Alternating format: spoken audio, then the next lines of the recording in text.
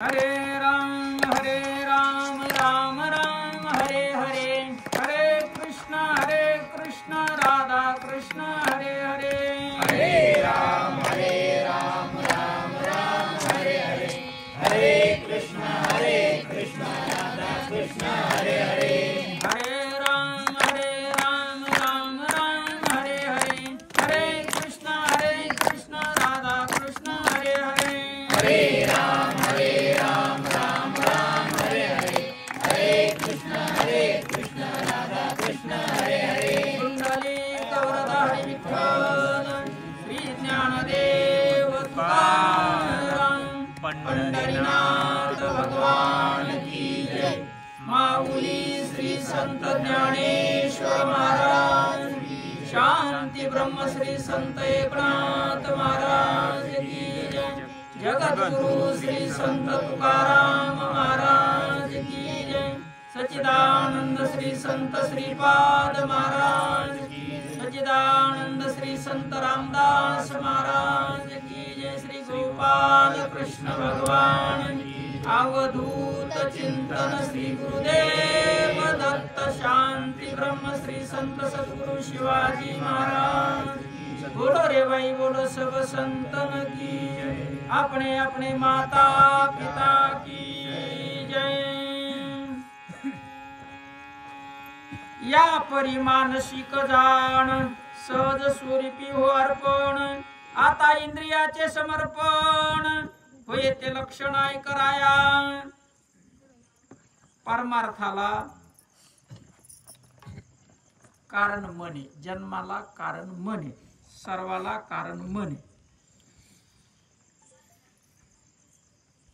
एक जण दवाखान्यातून आला आणि दवाखान्यातून आल्यानंतर रस्त्यात साधू आला। ते म्हणे मला तुमचं दर्शन घ्यायची इच्छा झाली, पण मी अपवित्र आहे म्हणे। काय अपवित्र? म्हणले अपवित्र कशाला म्हणायचं, दवाखान्यात आलो म्हणले, अंगाला घाण लागलेली आहे। साधू म्हणले अरे बाळा, ह्या शरीराला घाण लागणं साधी गोष्ट आहे, आतमध्ये काय आहे बघ म्हणले। संडासची पिशवी आहे, लघवीची पिशवी आहे की नाही? घाण मध्ये आहे का बाहेर आहे? बाहेरून स्वच्छ दिसतं नाही, खरी घाण मध्ये आहे। आणि मन म्हणजे एक घाण आहे, मन सुद्धा घाण आहे। एक बाजू मनाची घाण आहे, मन महापापी, परंतु मनाची दुसरी अशी बाजू आहे की ते परम सुखाची प्राप्ती करून देतं, परमानंदाची प्राप्ती करून देतं। सगळ्याला आनंद पाहिजे, सुख पाहिजे, बाजारात मिळत नाही, ते मन मिळवून देतं। आणि मग याला आंघोळ घातली, आपण म्हणतो पवित्र झालं, बरोबर आहे। ते आतलं शेण घाण आतली घाण। आता ह्या स्थूल द्याच्या ठिकाणी पिशवी आहे, बरोबर आहे। संडासची लघवीची सगळं आतड्यात सगळी घाणच आहे ना। कानात काय तेडा आहे का संजय भाऊ? तुमच्या कानात तुम्ही बोट घाला चाटावर, बरं कान दुसऱ्याचे आहेत का शरीर दुसऱ्याचे आहे? तुमचंच आहे ना, मग चाटायला का हरकत आहे? म्हणजे घाण आहे बरोबर आहे। नाकात, डोळ्यात, तोंडात बकरी करायची, एकूण घाण आहे। तसं स्थूल शरीर आतून सगळं घाण आहे, याचा विषय झाला। दुसरं जे सूक्ष्म शरीर आहे ते मन आहे, आणि त्याच्यात सगळी घाण भरलेली, आणि ती जोपर्यंत निघत नाही तोपर्यंत आपण शुद्ध होत नाही। याला लागू द्या घाण, काय होत नाही। संडास लागली, लघवी लागली, काय होतं?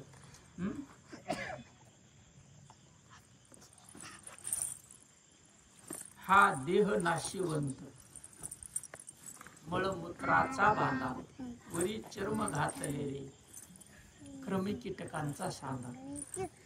रव रव दुर्गंधी, क्षणाक्षणाला दुर्गंधी, रव रव दुर्गंधी, अमंगळीचा बांधा। मग काय करायचं असं असताना?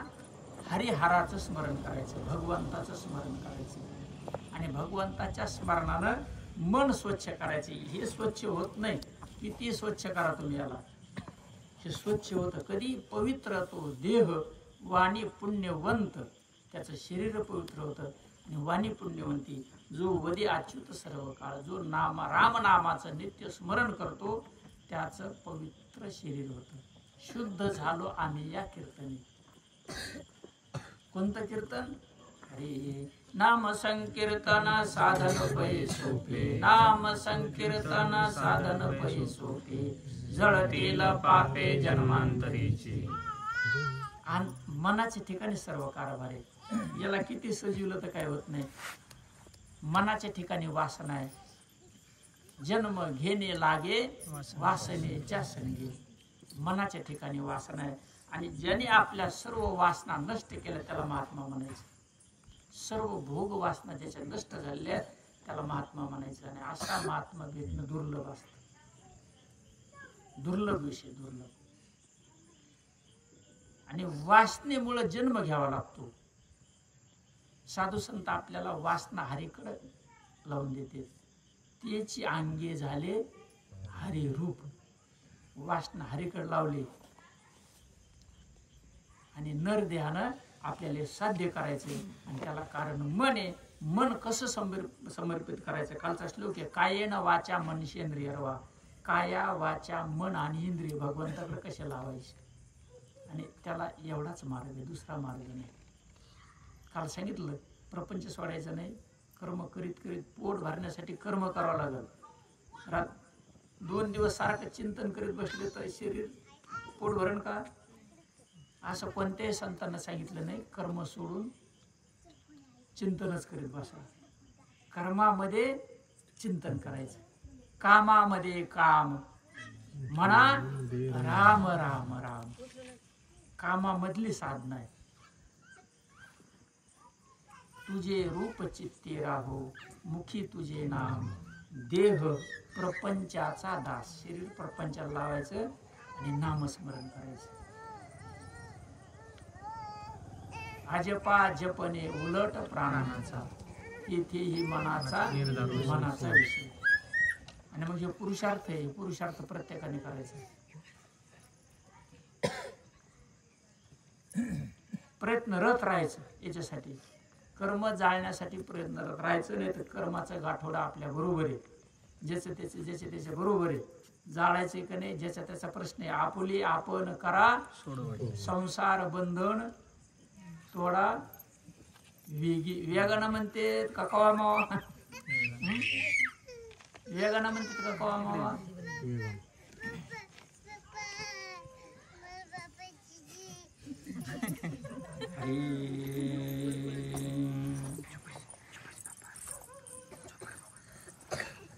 या परी मानसिक जाण सहज स्वरूपी हो अर्पण. आता इंद्रियाचे समर्पण होय ते लक्षण ऐकराया. मन कसं समर्पित करायचंय. नामस्मरणाने मन भगवंताला समर्पित होतं. हळूहळू हळू आपलं कर्म करीत राहायचं. ढिल्लं पडायचं नाही. बरं करायचे हो. चिंतन लागत नाही म्हणून तिकडं बसलेने लागणार नाही. तिकडं बसलेने कर्म जाणार नाही. कर्म जाळण्यासाठी नरदेह मिळाला. भाग्य तुमचं, पुण्य तुमचं. सगळ्याचं मार्गदर्शन झालं. तुम्ही कुठले कुठं संघ राहणार नाही. विचार करायचा. पुण्य ओढून आणतं. पुण्यानं हे संवाद बी ऐकायला मिळतो. पुण्य नसेल तर हे ऐकायला मिळत नाही. कवी मनुष्य महात्मा विद्याला सांगतात. काय म्हणतात. आता इंद्रियाचे समर्पण. इंद्रिय भगवंताला कसे समर्पित करायचे. हरी दीपो लावी जे ग्रहा भीतरी तोच प्रकाशे गवाक्षद्वारी. तेवी मनी प्रगटला श्रीहरी तोच इंद्रियांतरी भजनानंदू. दरवाजा बंद केला आपण. बल्ब लावलेला मध्ये दिवा लावलेला आहे. एक छिद्र आहे. त्या छिद्रातून प्रकाश बाहेर येतो का नाही. नक्की. काय म्हणते दृष्टांत दिला नाथ महाराजांनी. दीपो लावीजे ग्रहा भीतरी तोची प्रकाशे गवाक्षद्वारी. गवाक्ष म्हणजे छिद्र. त्या छिद्रातून प्रकाश बाहेर येतो. टीव्ही मनी प्रगटला श्रीहरी. अंतःकरणात हरी प्रगट झाला. ह्या देहाच्या ठिकाणाहून प्रकाश पडायला लागतो. कसा प्रकाश पडतो. तोची इंद्रियांतरी भजनानंद. चिंतनाला बसलं इंद्रिय सुद्धा भजन करते. रोम रोम भजन करतो. नामचिंतन चाललं का रोम रोमात भजन. केस सुद्धा भजनाला लागत आहेत. सर्व शरीर भजनाला लागतं. तोच इंद्रिय व्यापार सांगिजती सविस्तर स्वाभाविक इंद्रिय व्यवहार भजन तत्पर परब्रह्मी. मग इंद्रिय कर्म करत असताना कसं भजन करायचं, इंद्रियाला भजनाकडे कसं लावायचं सांगायला लागले. जव दृष्टी देखे दृश्याते तव देवची दिशे तेथे या परी दृश्य दर्शनाते आरपी भजन सत्य दृष्टीचा विषय. जे जे दृष्टी दिशे ते ते हरी रूप भरला घनदाट हरी दिशे. दृष्टीनं देव बघायचं, शरीर बघायचं नाही. बघा शरीर दिसतं परंतु शरीर बघायचं नाही. हे शरीर ज्याच्यामुळे चालतं त्याच्यावर दृष्टी ठेवायची, म्हणजे नामावर दृष्टी ठेवायची. नाम त्याची परब्रह्म, नाम बघायचं. नाम म्हणजेच देव आहे. देव वेगळा नाम वेगळा असं नाही. प्रल्हाद वेगळा आणि हे शरीर वेगळं आहे का? या शरीराला नाव प्रल्हाद आणि प्रल्हाद म्हणजे हे शरीर. देव म्हणजे नाम आणि नाम म्हणजे देव. नाम त्याची परब्रह्म जप यज्ञ तो परमनाथ महाराजाचा अभंग आहे. तव देवची दिशे तेथे या परी दृश्य दर्शनाते. बघा दृश्य म्हणजे दिसणार, हे दर्शन म्हणजे डोळा. बघा हे दृश्य हे डोळा आहे आणि द्रष्टा बघणार आहे. जो बघतो तो कशाने बघतो? बघणारा द्रष्टा कशाने बघतो? डोळ्याने बघतो. म्हणजे द्रष्टा बघणारा आला, डोळा आला आणि समोर दृश्य आलं. द्रष्टा दर्शन आणि दृश्य. बघा काय प्रकार आहे ते. चैतन्य म्हणजे जीव, डोळा होतं आणि समोरचं दृश्य बी होतं. परमार्थ कसा बघा, जीव जे आहे तेव्हाच डोळा होतो आणि समोरचे दृश्य बी तेव्हाचे, दुसरं कोणी नाही. समजत नाही संजीव लवकर. जो बघणार आहे का तेव्हाच समोर आहे. रात्री सांगितलं एकूण कृष्ण त्याच्या कानाला हात लावा बरं, असं लावा ना, लावा समजून घ्यायचं द्रष्टांत आहे. लावा संजीव बिंदास्त लावा, काही करीत नाही. की नेहमी आपले कान फिरगळत आज फिरगळा कवा पकडतो ना, असं एकूण पकडेल. त्या टायमाला आपण म्हणत माझा कान पकडतो का, एरी पकडल्या बरोबर तुमच्या कानाला हात लावा. काय बदलले समजायचं ना. बरं दोघाला नाक आहे, दोनाला डोळे, सर्व इंद्रिय दोघाला देत, सारखं दोघाचं शरीर आहे. बरोबर आहे. रात्री विषय झाला पण त्याला चलिव तू देव आहे. जळी स्थळी काष्टी पाशाने सर्व ठिकाणी देवे देवा विन रीता ठाव नाही उरला. देवाशिवाय काहीच नाही ना, आपल्याला देव दिसत नाही. म्हणजे हसून दिसना आणि हे नसून दिसतं, म्हणजे किती कमालीची गोष्ट आहे. जे नाही ते दिसतं, जे आहे ते दिसत नाही, म्हणून आपल्याला दुःख आहे. दुःखाचं कारण आहे जे बघायचे ते बघत नाही, ते दिसत नाही. जे नाही बघायचे ते दिसतं, म्हणून ते दुःखाला कारण, बाकी काही नाही.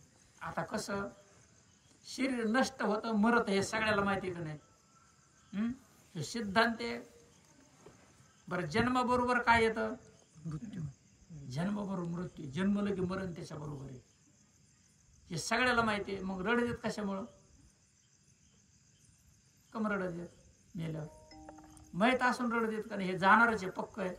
त्याला माझं म्हणले, माझं मी माझी आईशी आठवण विसरले जयाचे अंतकरण पार्था तो संन्यासी जाण तो संन्यासी. बाकी कपड्यावाला नाही. ते लुटी तो आपल्याला सावध व्हायचं सगळ्यांनी. तो संन्यासी नाही. मी माझे आईशी आठवण विसरले जयाचे अंतकरण पार्था तो संन्यासी जाण निरंतर. कृष्ण भगवंत अर्जुनाला सांगते तो संन्यासी. मग तो ग्रस्ती धर्मात असो, कुठे झोपडीत राहू, बंगल्यात राहू, कलेक्टर असो, कमिशनर असो, शेतकरी असो, खुरपिणार असो, नाही तर कोणी असो. गुरुबा काका मडके घडीत होते, जनाबाई गौऱ्या थापीत होती, हे आणि असं प्रपंचात राहायचं. कोणाला जमीन लिहून द्यायची नाही, कोणाला घर नाही द्यायचं, सगळं जाग्यावरच. त्याच्यात असं राहायचं आणि राहता येतं आणि ती साध नाही राहण्याची आणि सगळं सुखरूप होतं. मग परमार्थ बी आणि आपला प्रपंच सुखाचा होतो. त्याच्यासाठी आपल्याला निर्णय मिळाला. हळूहळू हळूहळू पाहता हे बाळे, गणूचं बाळे बरोबर आहे. तिला परात दिली, ज्वारीचं पीठ दिलं, तिला म्हणलं कर भाकरी येत्यान का? पण येत्यान का नाही? त्यासाठी काय करावं लागते? प्रयत्न. आणि शिकवणारी आई, गुरु आई पाहिजे का नाही? भाकरी शिकवणारी एक आईच आहे. दत्तात्रय भगवंताने 24 गुरु केलेले, परंतु दीक्षा देणारा एकच गुरु, आतिर्य ऋषींचा अनुग्रह दत्तात्रय भगवंतांना. सगळ्याला गुरु रूपात बघायचे, त्याच्याकडून काहीतरी घ्यायचे. मग आई हळूहळू शिकवते, असं नाही बाळा, भाकरी करायची म्हणलं त्याला जास्त मळावं लागत, बरोबर आहे ठीक आहे. मळल्याशी भाकरी येणार नाही, ती शिकवते. असं थापायचं, हातावर अशी घ्यायची, तव्यावर अशी टाकायची, पाणी कुणकुण लावायचं. पापड कुणकुण येतो माहिती आहे तुम्हाला?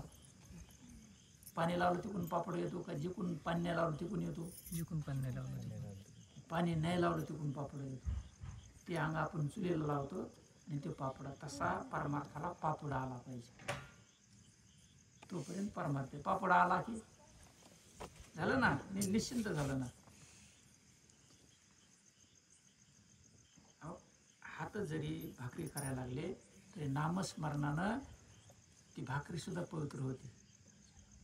आणि ती भाकरी तुम्ही जर खाल्ली तिला चव येते. जे नामस्मरण ज्याचं चालू असतं त्याने कुठला स्वयंपाक बनवला तर त्याला विशिष्ट चव असते. अशी काही नसतं, जे तेच असतं, त्याचा दुसरा काही प्रकार नसतं. निश्चितपणानं विशिष्ट चव असते म्हणजेच असते. त्याला तुम्ही नामस्मरण करीत राहा, काहीतरी बनवा, त्याला चव नाही बघा. म्हणजे सगळे इंद्रिय कर्मामध्ये जरी असले तर भगवंताकडे लागले. नामस्मरण भगवंताचं, भाकरी बंद नाही, कर्म बंद नाही, नामस्मरण, सर्व इंद्रिय भगवंताकडे लागते. दृष्ट द्रष्टा आणि दृष्टी देखता तिनी एकवटी, सहजे ब्रह्मार्पणाची दृष्टी, भक्त जग जेठी या परियार्पी. आता भक्ताचं लक्ष सांगते, भक्त कसं अर्पित आहेत? द्रष्टा बघणारा बी देवाला समर्पित, डोळा देवाला समर्पित आणि दृश्य बी देवाला समर्पित. म्हणजे बघणारे चैतन्य, बरोबर आहे, डोळ्याच ठिकाणी चैतन्याचे आणि समोर बी चैतन्याचे, देवाचे. सगळं ब्रह्माला आत्मा म्हणायचं, विठ्ठल म्हणायचं, पांडुरंग म्हणायचं, देव म्हणायचं, एकच आहे सगळं. ब्रह्म, आत्मा, पांडुरंग, परमात्मा सर्व एक आहे.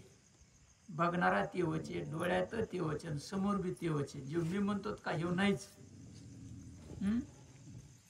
आता म्हणतात संजय भाऊ जास्त नाव घ्यायला लागलो, विचार करा याच्यावर, म्हणून घ्यायचं. तुम्हाला गोडी लागली ऐकायला, आता यांना तर गोडी लागलेली, तुम्हाला गोडी लागवा काय तुम्हाला मर्म कळा म्हणून सांगायला लागलो. आता कृष्णाचा आपण दृष्टांत घेऊ. किती डोके साफ करतो कृष्ण दररोज? 10, 20, 5, 25, 50 जे येतील तेवढे, बरोबर आहे.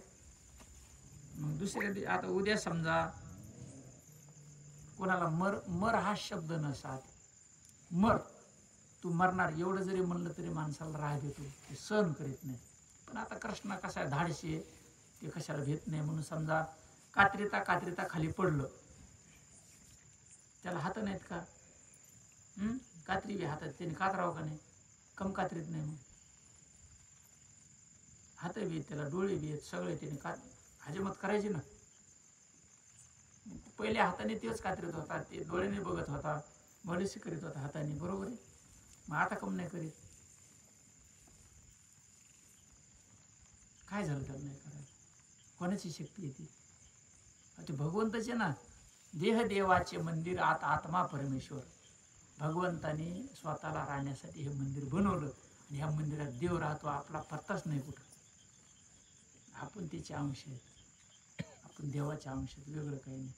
म्हणून देवाच्या मागं लागायचं नाही, आपण आपल्या मागं लागायचे. मी कोण आहे करावा विचार, म्हणे ज्ञानेश्वर निवृत्तीचा. आपण कोण आहेत बाबा? उपजलिया बालकाशी नाव नाही तयापाशी, ठेवल्या नावाशी हो देत होते. संजू भाऊचा जन्म झाला तेव्हा नाव होतं का संजू? अरे संजू म्हणलं मी संजू, कोणाचा गोळड्याचा संजू, खरे कुठे? मग ते नाव होतं का? चिटकून घेतलं का नाही? मग बाधा झाली त्याची. व्यवहारापुरतं मी संजू, गोळड्याचा संजू व्यवहारापुरतं म्हणायचं, पण मी तेव नाही, खरे खोटे.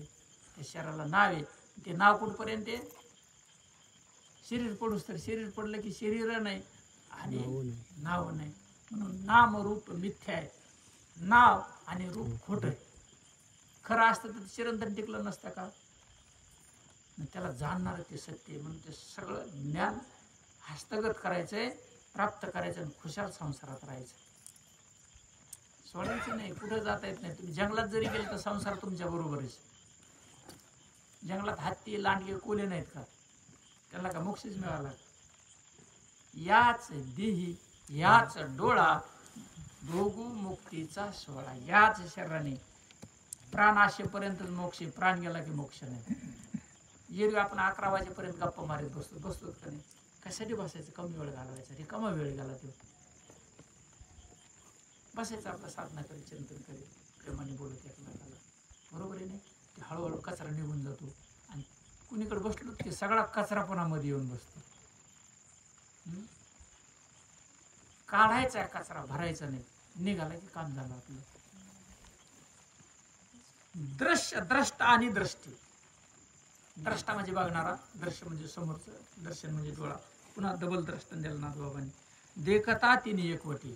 बघत असताना बघणारा, डोळ्याची दृष्टी आणि दृश्य एक होतं. एक दुसरं दिसतच नाही. ते सहजे ब्रह्मार्पण ते दृष्टी. मग ती दृष्टीच कोणाला समर्पित झाली?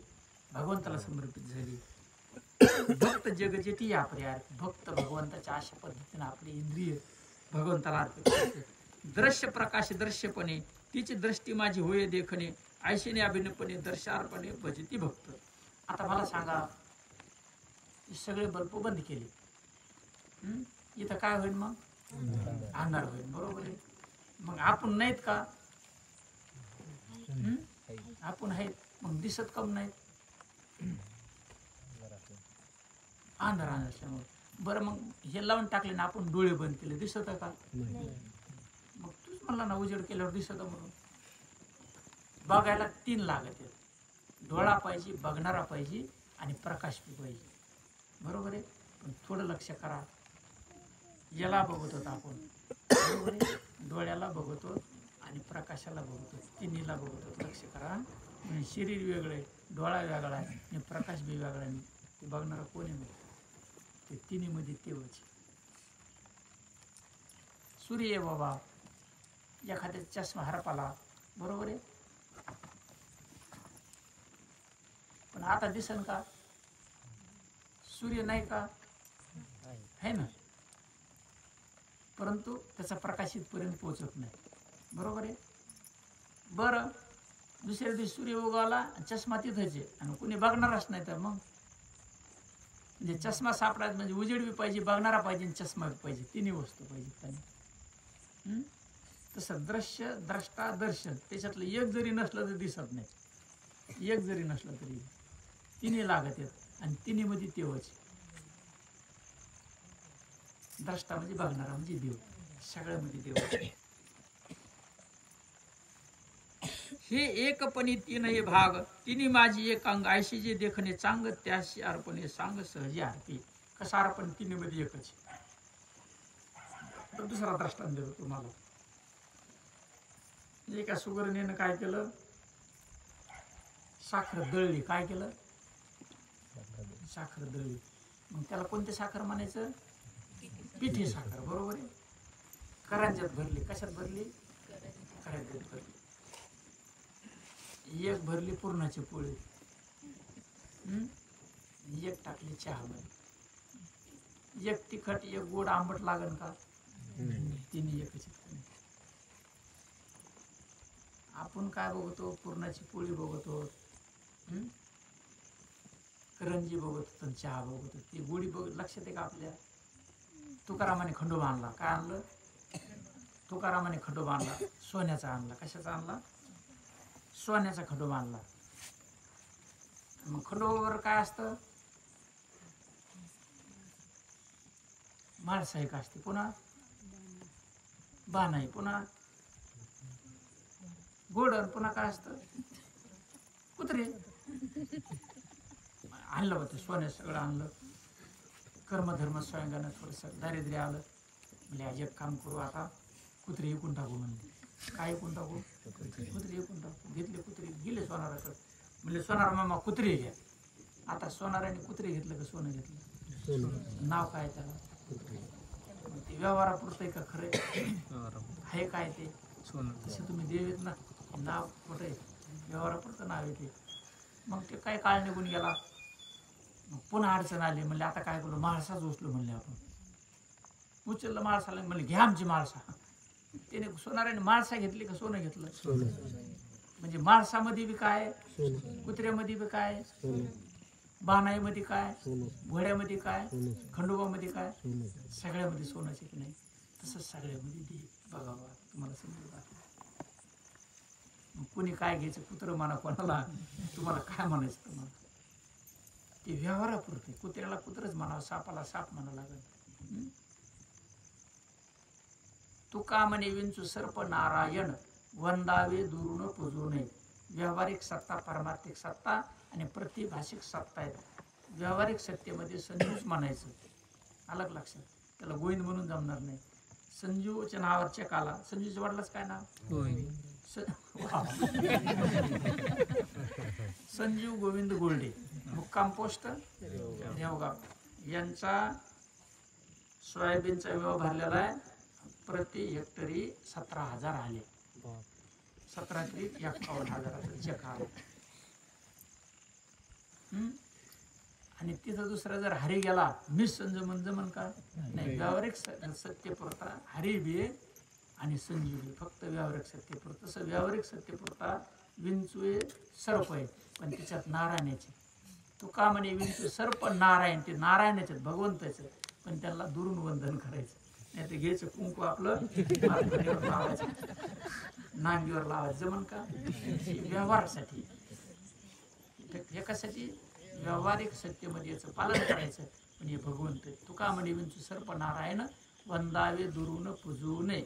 व्यावहारिक सत्यपुरतं हे तितक्यापुरतं व्यवहार करण्यासाठी त्याचा वापर करायचा. व्यवहारापुरतं सत्य सगळ्यामध्ये भगवंत आहे. बर. नाना पदार्थ प्रांजळे, नीट नवे देखते डोळे, परी अर्पणाचे सोळे, निजात मिळे अर्पिते सोये. आता शिमग्याचा सण आला. कशाचा? शिमग्याचा सण. आता शिमग्याला काय असतं? गुढी असते ना,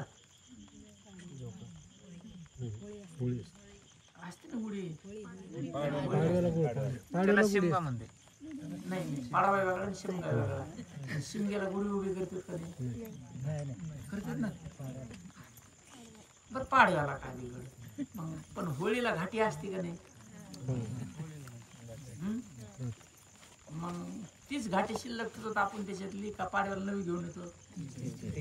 मग शिमग्याला एक जण बाजारात गेला, पाडव्याचं नंतर शिमग्याला बाजारात गेला आणि ते म्हणला आता घाटे घ्यावं लागतात. घाट्या शिमग्यालाच लागायतात, उरलेल्या पाडव्याला असते. घाट्या उरलेल्या कळलं असेल का नाही? मेळ लागला म्हणजे बरं आहे. तुमचा शिमगा झाला म्हणून तुम्हाला पण मेळ लागायचा. सगळं मायालाच आहे. राहिलं तर पाडव्याला इकडं इकडं असं विनोदाचा भाग सोडा. गेला तो बाजारात, दुकानात गेला. ते म्हणला राघू द्या, राघू. काय द्या? काय मागितलं? राघू. तीन दिले, उचलले राघू. ते मांडले की 1 किलोभर दिले. म्हणला एक काम करा, आता 2 शेळ्या द्या म्हणला. 2 शेळ्या. तिने उचलल्या शेळ्या टाकल्या. आता 2 बैल द्या म्हणे. काय? बैल द्या म्हणे. टाकलं 2 बैल. किती किलो झालं म्हणले? 7 किलो. धर म्हणले तुपले पैसे. आणलं त्याने. काय काय आणलं? पोपट, शेळ्या आणि बैल. पोपट म्हणजेच राघू रे. म्हणलं ते जरा बरं, तू म्हणलं राघू आणला. राघू, शेळ्या आणि बैल आणले घरी. आता शिमगा साजरा केला. एकदा कीर्तनकार महाराज घरी आले. घरी आल्यावर येता येता येता चांगले 5-25 जण जमले. महाराज आले. चला म्हणजे दर्शन घेऊ. एक एक केलं तर गल्लीतले सगळे जमले ना. यांनी चहा करा सांगितलेलं. बैठकीत माणसं बसलेली आणि साखर घरात किती होती? एक छटाक 3 माणसाची, महाराज एक त्याच्या बरोबरची एक आणि आपले मालक बसले, चहा होतो. आता साखर तर नाही. मग तिनं दृष्टीनं खुनिलं. प्रपंच कशावर चालला पाहिजे? लक्ष्मीनारायण दृष्टीवर चालला पाहिजे. दृष्टीनं खुनिलं. हे मला टाकणं पोपट, टाकणं राहू मग.